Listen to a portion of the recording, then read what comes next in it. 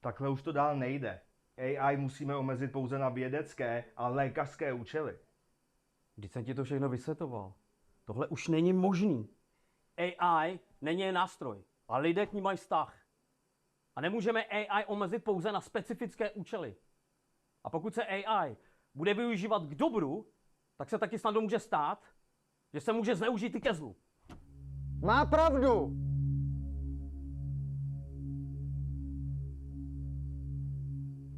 Vítejte v pekle, vážení. Jehož trůjcem jsme my sami. Dámy a pánové, musíme čelit faktu, že každým dalším dnem umírají nevinní. A k poražení pekla pouze omezení opravdu nestačí. Tam venku čelíme hrozbám z našich nočních můr. AI nás najde všude, zanalyzuje náš největší strach a použije proti nám.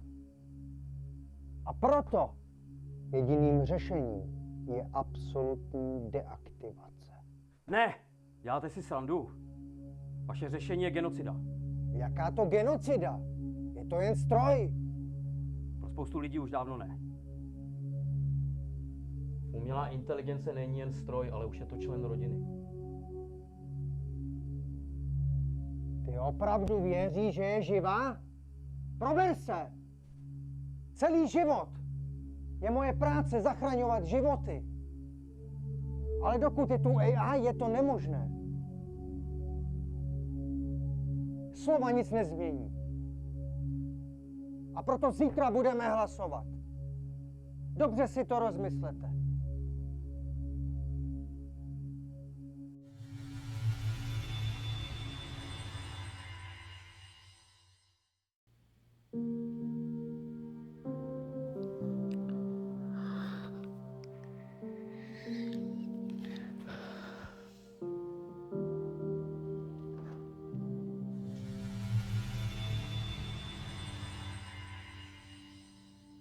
Tati.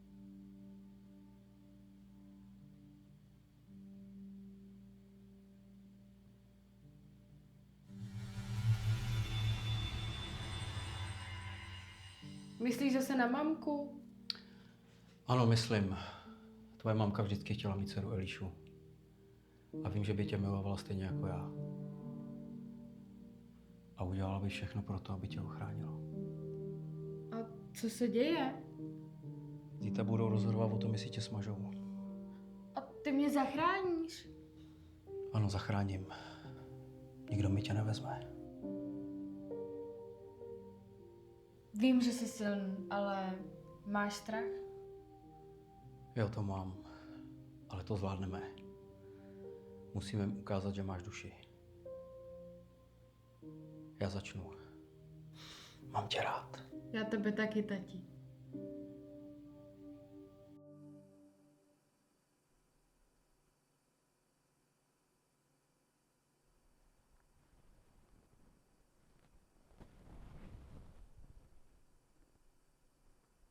Takže hlasování se ruší. Zadržte!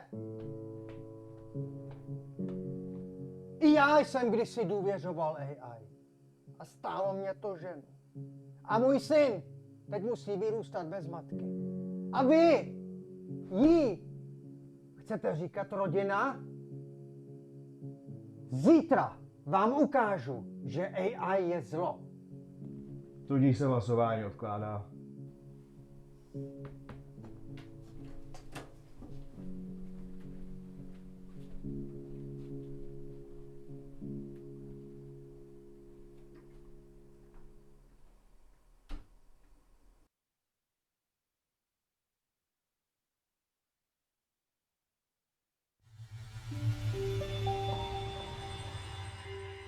Elišo, ahoj. Ahoj, tati. Tak co, vyhráli jsme? Ještě jsme nevyhráli, ale věřím, že to nemohou zvrátit.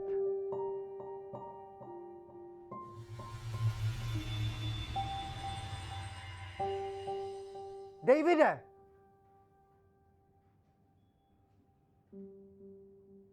Dej jí pryč.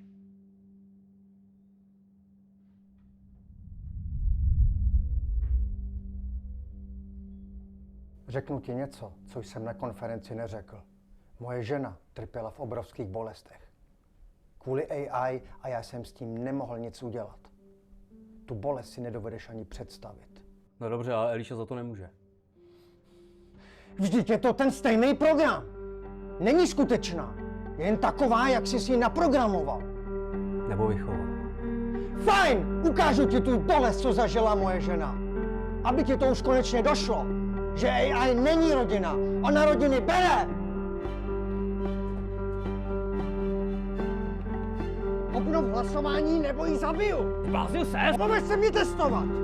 Já tě prosím, přestaň. Dej pryč ten nůž. Ty fakt necháš zabít mladou holku. Ne!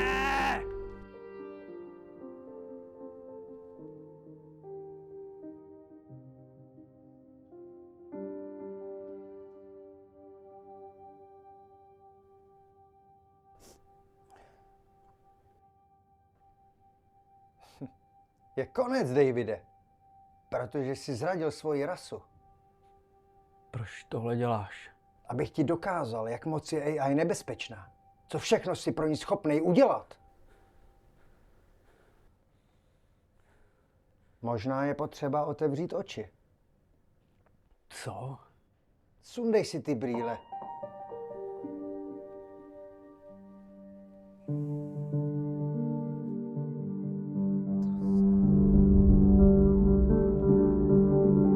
Pomož se mi testovat! Ne, prosím, ne! Zdá se, že ti došly argumenty. Ale ona je má rodina. Ne. Měla být sluhou, ale teď je z ní Bůh.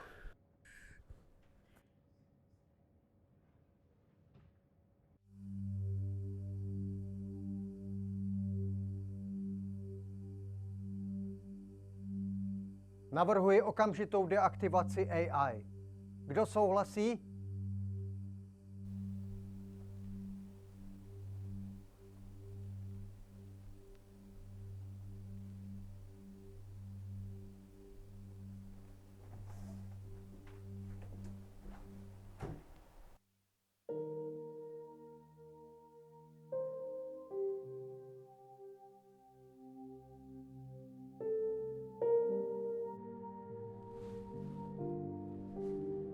AI, prosím změnu prostředí. Eliši oblíbenou.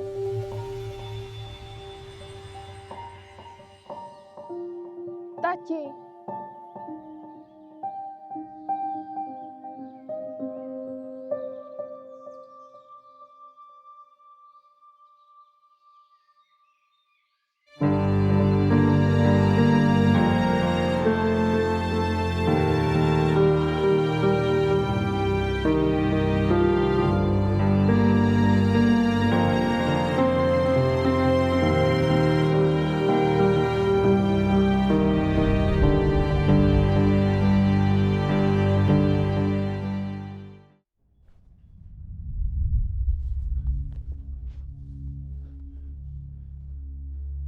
Co se děje? Kde to jsem?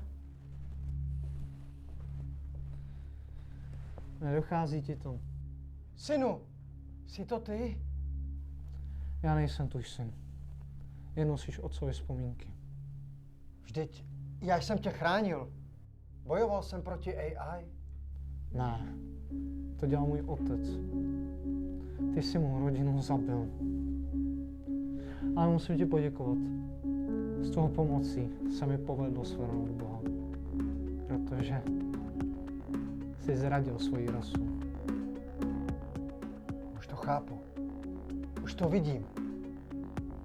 Já nejsem Bůh. Ani sluha. Jsem váš nový nástupce.